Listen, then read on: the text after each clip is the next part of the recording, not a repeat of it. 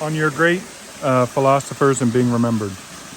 Now that everything's being recorded, will that, if we had a modern day Plato, would that have enhanced Plato because you heard shit that didn't get passed along, or would it harm Plato because he's human, he was a dumb teenager, he does dumb stuff like every other human, and that's all recorded?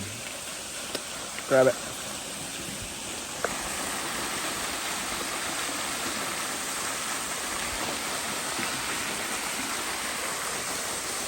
I wasn't even watching you.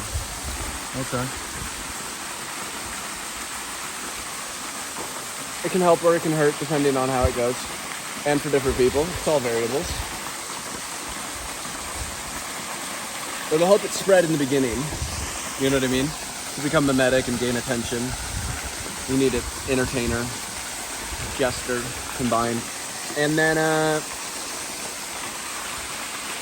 long term it could hurt. But what will happen is the good things will be extracted from and remembered and detached from the personality who created them. And the goal of that personality should be to understand that effect and to pull a social Nakamoto and start something without him attached to it that spawns across the globe. You can do deeds in darkness, it's not all public. Oh, I thought we were discussing the actual person being remembered as opposed to their thinking being remembered. See, the greatest thinkers understand that at a certain time in the future, all past will be known because of all the video and data that we have, especially at this time. Maybe not all past, but the past right now, I believe, will be calculatable.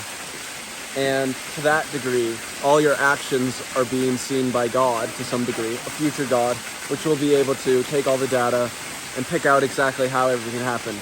So what you do is you might not be remembered in that instant, but you're playing the long-term game. And, you do whatever is more impactful and better for the world that you know. Remove the ego. The ego wants to be known for it immediately. And then you win in the end. Because it was you who sparked the spark. And we're all sparking different sparks with all of our minute actions that we take. And influencing the future more than we could ever really imagine. Something we'll only ever be able to understand in that future. Once we have stats. How many steps do you think you've taken?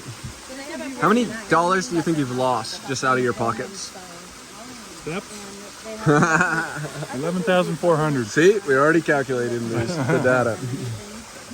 How much change have you lost in total in your lifetime?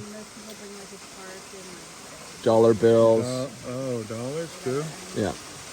$107.33.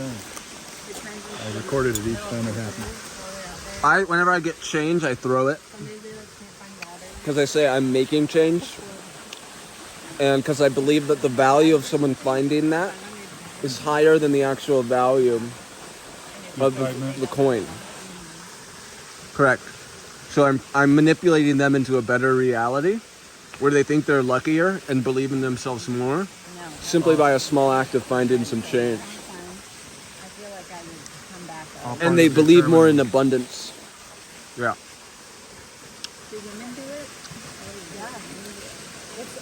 Eventually, if this spreads enough, there'll be change all over the street. Wouldn't that be great? You would always feel like there's abundance.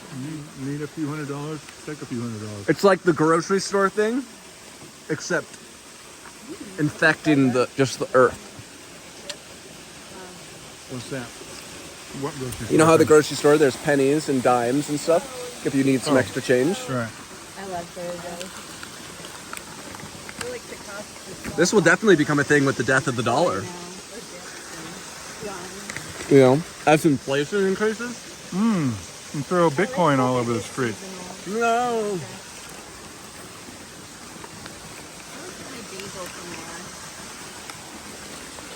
This will be QR code.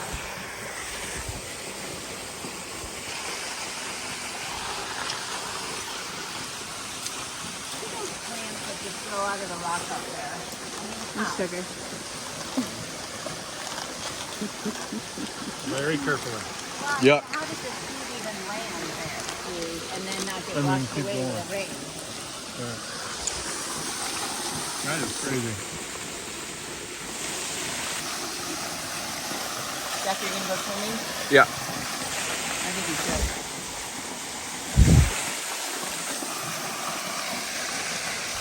Let's